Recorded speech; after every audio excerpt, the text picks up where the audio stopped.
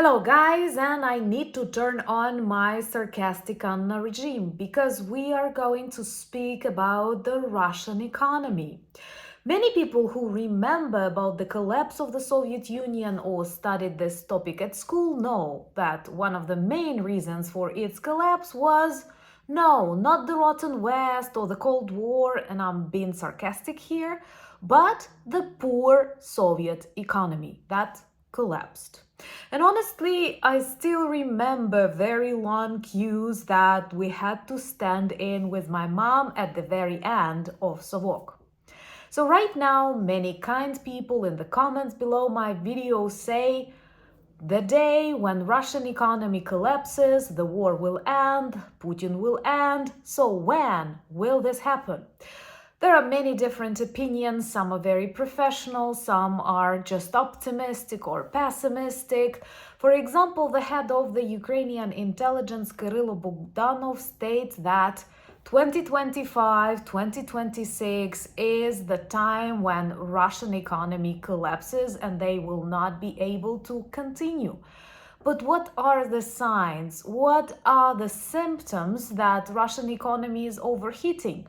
Or is Russia that rich that it can actually continue this war forever, as some opponents of the support of Ukraine say? Let's have a look on this situation from an ordinary but experienced Ukrainian perspective. My name is Anna, I'm from Ukraine, I'm in Ukraine, and if you want to see Russia defeated, subscribe. I promise you sometime soon we will discuss that in detail on the channel. And please share the videos on your social media platforms. So, I have warned you that sarcastic Anna regime is on because how else can we speak about the Russian economy? Russia pretends to be very strong, but in reality it is just very big. But being the largest country in the world, its economy is definitely not the same. For example, the GDP of Russia is similar to the one of Italy, and Italy is a beautiful and rich country, but many times smaller than Russia and extremely peaceful in comparison to the evil Russian monster. So Russia pretends to be strong, to be invincible, when in reality it is all fake. I have a question that you can answer in the comments below, and I will be very happy to read your thoughts and ideas. Tell me, please, what Russian products you love buying or you feel bad about not having the possibility to buy them because of sanctions. Can you name me cars, telephones, some software maybe, or medicines, or maybe fashion brands? I doubt. Because as one of my friend's subscribers once described Russian economy, it is a dig and sell economy. All they do is exhaust their natural resources. Most importantly, these are not natural resources of Russia itself, but many other national republics that are right now imprisoned in the Russian Federation. By the way, we have a really good video about the potential collapse of the Russian Federation on the channel and how many national republics are hidden behind this term right now. Do check it. But let's return back to this collapsing, overheated Russian economy. According to international, realistic, or maybe even pessimistic analysts, Russia loses 10% of its GDP per year, and in 2024 it actually reached the peak, or how should I name, contrary to the peak. And right now, just as the Soviet Union, it tries to hide inflation. They have this experience since the Soviet times, and please remember that the head of the Russian Ministry of Attack, actually Belousov, is a person that works since like 70s or 60s, and he was actually a part of the Soviet economy management. It seems unbelievable, but that is what Russia about. Russia is all about past. Russia is all about dreaming of the Soviet Union. Something that seems totally impossible for you is a part of the morbid, miserable reality there.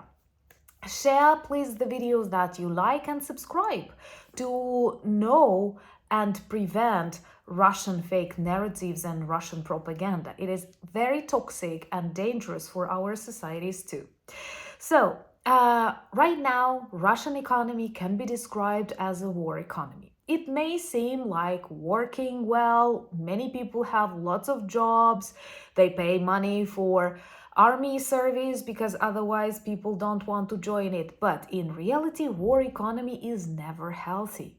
That is why it is called war economy. I don't remember any country in the world that achieved new greatness because of war. It is a stress, and it may seem for months, a year or two that everything goes well, factories are working, people have 3-4 shifts producing missiles to kill Ukrainians, but a part of this evil, it is also evil for the Russian economy because the money are brought from the state. These are not innovations, no investments, no new businesses coming to Russia. Old businesses are now financing the war, and in reality the money are brought to this industry from the state, which never leads to the progress. And Russia prepared for war for decades, perhaps since the very start of the collapse of the Soviet Union, because for them, as Putin said, it was the greatest geopolitical catastrophe. So since 90s, Russia was collecting money and resources to start a war against Chechnya, against Georgia, something in Moldova, Ukraine, and many more countries on the list, if we don't stop them here now. And at the same time, Putin planned, if you remember, blitzkrieg. And now it is almost 3 years since the start of the full-scale invasion. And no one planned it will take that much money, that much effort, and that many people. But they don't care about people, but they do care about money. And approximately, according once again to very realistic estimates, Russia spends more than $100 billion per year on war. And Ukraine has much less money, but much more motivation and good friends around the world. So Russian resources are melting. Russia is sanctioned, and it may not work that fast and that bright as we expected, but at the same time, for example, the successful strategy to destroy Russian oil refineries led to the paralysis of that industry, and approximately 20% of Russian oil production is not working, and they cannot repair some elements because of the sanctions, and it's really difficult to get them. And also they pay a lot of money to soldiers. That's the only motivation, to get money and then to loot in Ukraine. It's not about like motherland or something. Russia has problems in coal production, Russia has problems with gas, and if Saudi Arabia decides to produce more oil and the prices go even lower, Russia is in a very big trouble. Because once again, exhausting its own resources, not just Ukrainian, they are running out of the weapons and machinery, because the majority of the things they used during the very first years of invasion, these were actually, but invasions, that is also correct, unfortunately, Georgia, Chechnya, many more countries. And they were using a lot of old Soviet crap, but it is already burned. And sometimes they even take these museum exhibits or monuments from the streets. And of course, they are supplied by North Korea. I think it is already a very big symptom of a very big trouble if the country that supports you is the North Korea. So we see that sometime soon Russia will need to pay more money for new missiles, new tanks, and something like that, and they won't be able to do so. So if the world continues supporting Ukraine, Russia will collapse, and we will see that. And this will be a very important moment when the world gets the chance to punish the evil and restore the order that helped us to survive during the previous decades. And this is very and very important. So hopefully this is coming. I don't mind it if it happens in the early 2025, but until then, we need to remain very strong, very resilient, and united. Join me on Instagram, Threads, Discord, and X. I am active on all of this social media and share more of my everyday life there. You can find the links in the description of this video. Also, remember to check our merch shop for lots of good items that work well as reminders and conversation starters about Ukraine, and we do have a new Halloween collection. Thank you for buying me coffees, becoming my patrons and sponsors of the channel, but most importantly, thank you for standing with Ukraine. Slava Ukraini!